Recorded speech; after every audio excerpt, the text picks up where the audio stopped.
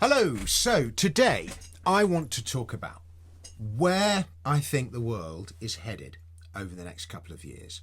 And I'm going to start with a quote from Charles Dickens, and it's the opening to his 1859 novel, A Tale of Two Cities.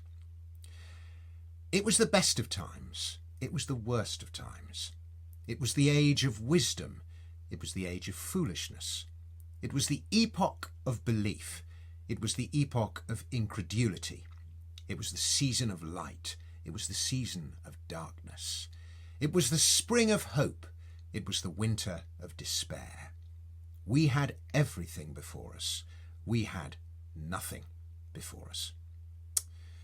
So with that paradox in mind, let's look at the world. Now, on one side of the Atlantic, we have Argentina and its new president, Javier Milei, taking a chainsaw to the state in every conceivable way. I was there last month. I fell head over heels in love with the place. And every day, it seems, another state body is having its budget cut. Ministerio de Turismo y Deporte, afuera. Ministerio de Cultura, afuera. Ministerio de Ambiente y Desarrollo Sostenible, afuera. Ministerio de las Mujeres y Género y Diversidad, afuera. Ministerio de Obras Públicas, afuera. Aunque te resistas. Ministerio de Ciencia y Tecnología e Innovación, afuera. Ministerio de Trabajo, Empleo y Seguridad Social, afuera. Ministerio de Educación, Adoctrinamiento, afuera. Ministerio de Transporte, afuera. Ministerio de Salud, afuera. Ministerio de Desarrollo Social, afuera. Se acabó el curro de la política. ¡Viva la libertad, carajo! And it's like everything I argued for all those years ago in Life After the State. It's like it's suddenly happening in the real world. And I have to say, I think it's wonderful. Nice. Now, the result of all of this is an economic boom that is starting to take everybody's breath away. Even free market acolytes are surprised. It is my belief that you must invest in Argentina. You must have a position. There's a guide to investing in Argentina that I've written. I'll put a link in the comments. What is happening there is equivalent to Eastern Europe after the fall of communism, China at the turn of the 21st century, or the UK and the US at the beginning of the Reagan-Thatcher era. This is a secular change in trend. Now, with libertarianism being the dominant belief system of the internet, and Milei, the poster boy for anarcho-capitalism, an internet sensation, you can rest assured that Argentina's success story is not going to be kept a secret. The internet is going to let everyone know about it. Then, to the north, we have the USA. Who was the first foreign leader to be invited to meet President-elect Donald Trump? You betcha, it was Javier Milei. Now that tells us where things are going, what that administration is thinking. We have passionate libertarians, Elon Musk, Vivek Ramaswamy, taking the knife to the government and the deep state. And I cannot emphasize enough how gripping a belief system libertarianism is once it takes hold. Look what it's done to me. And it has clearly taken hold of those two. We also have the Trump administration. It's much more organised and wiser than the previous incarnation. And it's also more state shrinking. He printed loads of money, issued loads of debt last time around. It doesn't seem to be the same ethos this time. Knows who its enemies are, seems ready for them. Now, the US might be a bit minicus light or whatever compared to Argentina, but even so, an economic boom is coming to this most entrepreneurial of countries, and a lot of people are going to make a lot of money. As well as Argentina, you must also have a position in the US. It is already the world's biggest economy. How much is it going to grow with so many bureaucratic barriers of state removed? Then we turn to the other side of the Atlantic. The stagnant side of the street, to misquote the song. And here in the UK, we have gone the other way. Government, 1 star, would not use again. We're increasing taxes, we're increasing state spending, we're growing government, and in doing so, creating more barriers to innovation, to invention, to entrepreneurship. Most of Western Europe is the same. These are countries run by blobs, by regulators and planners, for regulators and planners by technocrats who think they know better than you. I'm going to give you a good example of the government helping. On the 6th of October 2020, when the FCA announced it was clamping down on Bitcoin, it was $10,000 a coin. Today, it's $97,500 a coin. So I make that $87,500 per coin of gain that the UK citizen has been protected from. Great job, guys.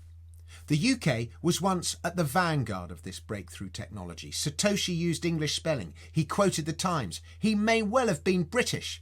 And now we are bringing up the rear. It's insane. It's just so much harder and more expensive to do anything entrepreneurial in the UK, whether it's setting up a business in the first place, hiring, the taxes you have to pay, the cost of regulation and compliance, or the exorbitant cost of housing and property, which drains capital that could be better invested elsewhere. Now, the Prime Minister, Keir Starmer, he's currently, as I speak, in the Gulf, trying, as he says, to secure investment for the UK. And this is a quote from his Twitter feed yesterday. This government will build on partnerships that drive our mission to kickstart economic growth. Last week I set out my plan for change, and at the heart of that is economic growth in the UK. And what I mean by that is growth that makes people across the United Kingdom feel better off, living standards going up right across the United Kingdom. For that to happen, we have to win contracts, we have to win investment from around the world, but particularly from the Gulf. And in the UAE and Saudi Arabia, we already have strong partnerships, strong investment. I'm here to take that to another level, to get that further investment into the United Kingdom so that that is then felt in the pockets of working people across the country. Living standards go up, people feel better off. So I'm really here to make the case that now is the time for further investment in the United Kingdom. It's pure language of LinkedIn bollocks, and put money back in working people's pockets, he said. It is obvious that he thinks economic growth comes from government rather than the private sector, from government spending. He actually thinks that government spending is going to help. I think you all know that I've always felt the 9 most terrifying words in the English language are, I'm from the government and I'm here to help. He does not realise, because spending inevitably leads to higher taxes, and taxes stifle growth. Spending is the problem. I bet if you listed 10 businesses and you said which of these are wealth creating businesses and which of these are just wealth extracting businesses, he would not know the difference. It's not a thought process his mind would ever entertain. Yet the difference between the two is everything. Wealth extraction, subsidised green energy is wealth extraction. Compliance is wealth extraction. Manufacturing, as long as it's not wind farms, technology, these are mostly wealth creating. One builds wealth that did not previously exist. Everybody wins as a result, making stuff, growing stuff. The other is zero sum. It extracts wealth that already exists and sends it somewhere else. So only the extractor and the recipient win. Everyone else loses. The guy who built the wealth in the first place, he loses the most.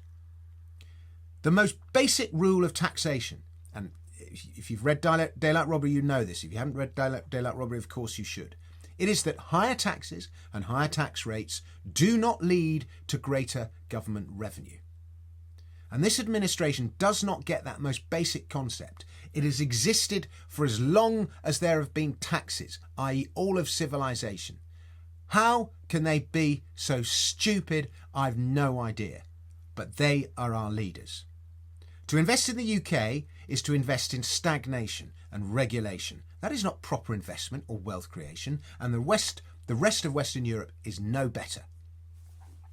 In addition to all of that, we've got the social problems, the colossal levels of discontent, unprecedented migration, the problems of assimilation, two-tiered justice, two-tiered welfare, rising crime, the disappearance of trust in what were previously high-trust societies, rising social tension.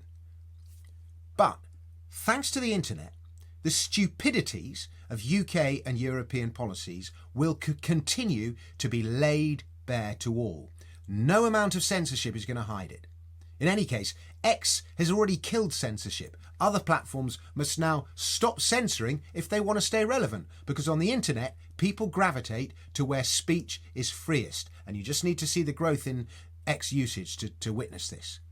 Meanwhile, such is the nature of memes and comedy, people are relentlessly going to take the piss, especially from the other side of the pond. Comedy is a powerful tool. Day after day, the meme makers, led by Elon Musk himself, are going to expose Keir Starmer and his deluded team, never mind the EU and other technocrats, for the fools they are. The exposure the internet brings will cause this technocratic left to backpedal a little. Starmer, as we saw from his 19th relaunch speech last week, has already started, though it will not be anywhere near enough. We need our own Javier Milei. But it is all only going to exacerbate the current trend. Long America, short the UK and Europe. So, what do you do now? I ran into one of the UK's most successful investors. He's a 100 millionaire many times over. Ran into him at a party last week. He told me he has moved everything he can out of sterling and out of the UK. I don't see how Western Europe or the UK avoids some kind of crisis next year. There has never been a Labour government that didn't devalue sterling. Never. And we are right on cue in sterling's 8-year cycle for the next capitulation. My advice to UK investors is to get as many of your assets out of sterling as possible. The euro is probably as short as well. Gold and Bitcoin are obvious alternatives to park savings, even at these high prices. But the pound will buy you a lot less 2 years from now than it does today. Few things in life are certain, but that is one of them. The UK property market has also got its long-awaited great reckoning ahead of it, in my view. Not only is the 18-year cycle now due to kick in, we're at the high point of the cycle, but expensive borrowing costs, twice what it was 5 years ago, 5-year mortgage deals, mean there will be less newly created money to prop it all up. Stamp duty and other property costs drive away buyers. They're a massive deterrent. And at the upper end of the market, millionaires are leaving the UK. They're not coming here. This already stagnant market is ripe for a fall. So that is why I see this tale of two cities. One side of the Atlantic is going to boom. The other side is going to sink further into the stagnant economic swamp of its own creation. The shortcomings of one and the advantages of the other will be made visible to all, thanks to the free speech media of X, of Substack, and elsewhere, where the claws of government and its censors cannot reach. Thank goodness for free speech, for without it, you cannot find the truth. Thank you very much for being a subscriber to this channel. If you're not a subscriber, please consider subscribing. Please post your comments below. Hit the like button, all that stuff. I'll be back with another video very soon. Until next time, goodbye.